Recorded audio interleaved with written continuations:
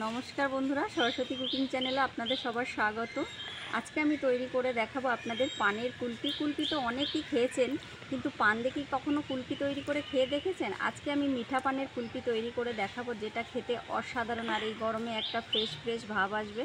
তো চলুন কুলপিটা তৈরি করে।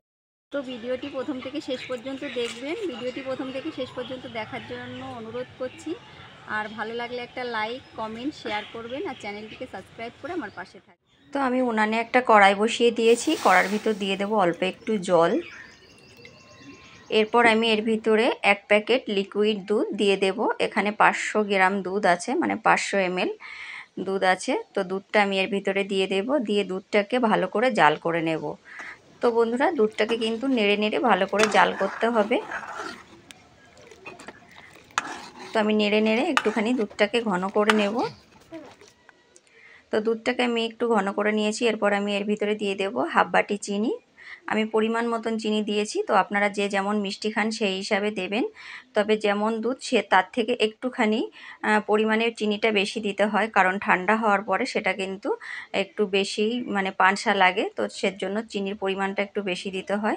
এরপর দেখুন আমি এখানে 1 চামচ কর্নফ্লাওয়ার গুলে নিয়েছি। তো সেটা এখন দুধের ভিতর দিয়ে দিলাম। দিয়ে ভালো করে আমি এটাকে জাল করে নেব। তো এটাকে জাল করে নিয়েছি। এরপর আমি এর ভিতরে দিয়ে দেবো 1 টিপ লবণ। লবণটা দেওয়ার জন্য কিন্তু বন্ধুরা স্বাদটা ব্যালেন্স হবে, মিষ্টিটা কিন্তু ঠিকঠাকভাবে বোঝা যাবে। তো এটাকে আমি নাবিয়ে নিয়েছি। নাবিয়ে এটাকে নাড়িয়ে নাড়িয়ে কিন্তু ঠান্ডা করে নেব। এরপরে কোনো সর জমতে দেব না। তো এরকমভাবে কিন্তু নাড়িয়ে নাড়িয়ে ঠান্ডা করে নিতে হবে। তো দেখুন আমি নাড়িয়ে নাড়িয়ে ঠান্ডা করে নিয়েছি। এখন দেখুন এখানে নিয়ে নিয়েছি 2টো মিঠা পান। তো বন্ধুরা, এই পান আপনারা নিলে কিন্তু এখানে খয়ের, সুপারি আর চুন, এই 3টে জিনিস বাদ দিয়ে তারপরে কিন্তু মিঠা পানটা নেবেন। পানের ভিতরে যে মশলা থাকুক না কেন কোনো অসুবিধা নেই, কিন্তু খয়ের, সুপারি আর চুন, এই 3টা জিনিস বাদ দিয়ে নেবেন। তো আমি পান 2টো দিয়ে দিলাম। এরপর দিয়ে দিলাম 4টে এলাচ আর অল্প একটু মৌরি। দিয়ে পানটাকে ভালো করে পেস্ট করে নিয়েছি। এরপর পানের রসটা আমি এর ভিতরে দিয়ে দেবো, দুধের ভিতরে দিয়ে ভালো করে আমি এটাকে মিশিয়ে নেব। তো বন্ধুরা, যারা কখনো এই পানের কুলপি খাননি তারা এই গরমে একবার পানের কুলপি তৈরি করে বাড়িতে খেয়ে দেখুন। সত্যি কথা বলতে এত ভালো লাগবে, আপনি অন্য কুলপির কথা ভুলেই যাবেন, কুলপি আইসক্রিমের কথা। তো দেখুন এখানে আমি এরকম কুলপি আইসক্রিম জমানোর জন্য এরকম কৌটা নিয়ে নিয়েছি। তো এর ভিতরে আমি দিয়ে দেব। এরকমভাবে আমি সব কটা কৌটা কিন্তু ভরে নেব।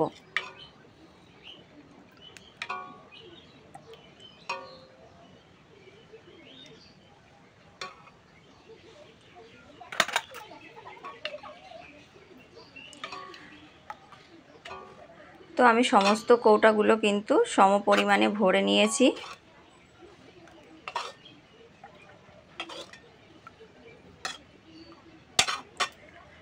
এরপর আমি দেখুন এখানে নিয়ে নিয়েছি যে দুধের প্যাকেটটা ছিল, সেই প্যাকেটটাকে আমি এরকম করে কেটে নিয়েছি। এরপর এই প্যাকেটটা উপরে দিয়ে আমি মুখটাকে আটকে দেব। তাহলে বন্ধুরা এরপরে কিন্তু এক্সট্রা যে বরফ সেটা কিন্তু জমতে পারবে না, আর কুলপিটাও সুন্দরভাবে তৈরি হয়ে যাবে। তো এটাকে আমি ওভারনাইট রেখে দেব, তারপর আমি আপনাদের দেখাবো।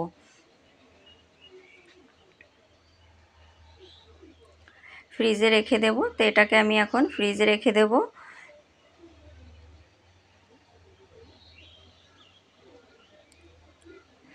তো দেখুন বন্ধুরা, এই যে ফ্রিজ থেকে আমি কুলপিগুলোকে বের করে নিয়েছি। তো খুব সুন্দরভাবে জমে গেছে। এরপর আমি দুটোই খুলে দেখাচ্ছি আপনাদের, সবগুলো খুললাম না, কারণ কি একটা কুলপি বের করলে কিন্তু 4টে কুলপি তৈরি হবে, সেই জন্য আমি এখানে দুটো কৌটাই খুলে আপনাদের দেখাচ্ছি। দুটো কৌটা খুললে হয়ে যাবে। তো দেখুন এরকমভাবে কুলপিগুলোকে কিন্তু হাত দিয়ে ঘুরিয়ে ঘুরিয়ে তারপর বের করে নিতে হবে। কাঠি দিয়ে গায়ের জোরে কিন্তু কাঠি টান দিলে কাঠি বেরিয়ে আসবে, তাহলে কিন্তু আর কুলপিটা বেরোবে না। তো দেখুন এরকমভাবে বের করে আমি এই যে পিস করে কেটে নিয়েছি।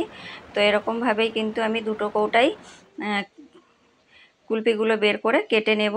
আর দেখতেই পাচ্ছেন বন্ধুরা কতটা সুন্দরভাবে তৈরি হয়ে গেছে। আর এখানে কিন্তু আমি কোনো রকম ফুড কালার ব্যবহার করিনি। পানের যে ন্যাচারাল কালারটা সেই কালারটাই কিন্তু এখানে এসেছে। কতটা সুন্দর আর লোভনীয় লাগছে দেখতে।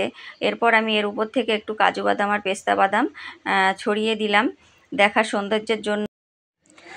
তো সত্যি কথা বলতে দারুণ হয়েছে বন্ধুরা, দারুণ। যারা কখনো এই পানের আইসক্রিম খাননি অবশ্যই আমি রিকোয়েস্ট করব একবার বাড়িতে তৈরি করে খেয়ে দেখুন, ভীষণ ভালো লাগবে। পানের যে একটা ফ্রেশনেস ভাব, অবশ্যই তৈরি করুন, তৈরি করে খেয়ে দেখুন। আর ভালো লাগলে একটা লাইক কমেন্ট শেয়ার করবেন আর চ্যানেলটিকে সাবস্ক্রাইব করে আমার পাশে থাকবেন। ভালো থাকবেন, সুস্থ থাকবেন, ধন্যবাদ।